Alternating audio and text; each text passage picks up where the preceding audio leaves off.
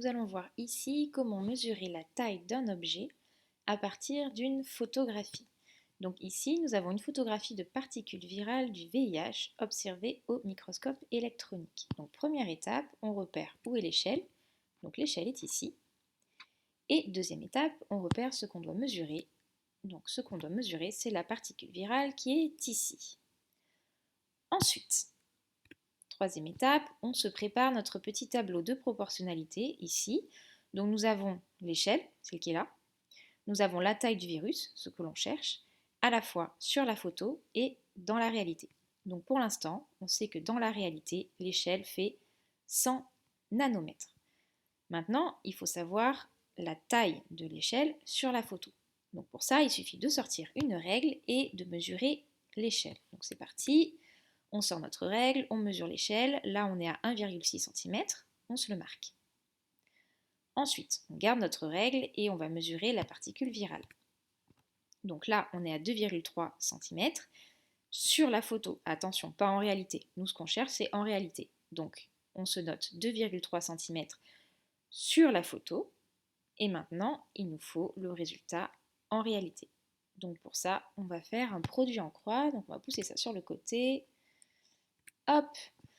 Donc la taille du virus que l'on cherche, c'est 2,3 cm, ce qu'on a ici, multiplié par 100 nanomètres et divisé par 1,6 cm.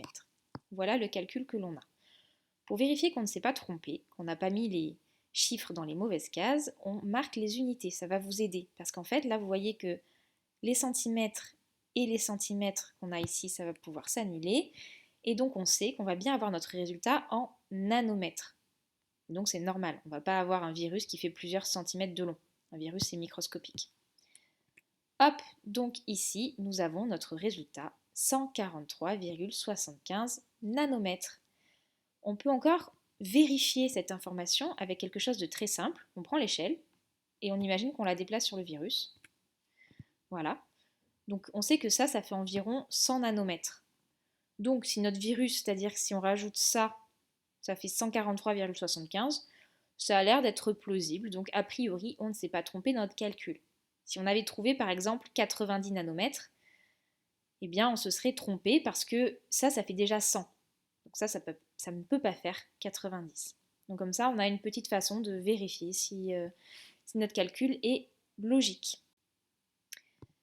Finalement, il faut imaginer que c'est un petit peu comme une carte. Vous voyez par exemple, ici vous avez une carte de Bordeaux et en bas, tout à fait en bas, vous avez l'échelle. On vous dit ça fait 1 km. Donc, si vous essayez de mesurer la distance entre ce nom, par exemple, et Nansouty, eh bien, vous ne pouvez pas trouver 3 km. Il faut se servir de l'échelle, il faut être logique, c'est le même principe. On prend notre règle, on mesure ici le kilomètre, ensuite on prend notre règle, on mesure la distance entre Senon et Nansouty et on fait le produit en croix. C'est toujours le même principe. Donc ce que vous avez vu en géographie, vous pouvez tout à fait l'appliquer en SVT. C'est exactement le même principe, sauf que en géographie, là on travaille sur des cartes, et en SVT, on va travailler sur différents objets, comme par exemple des virus, des bactéries, des champignons, etc. Voilà, j'espère qu'à présent c'est un petit peu plus clair pour vous.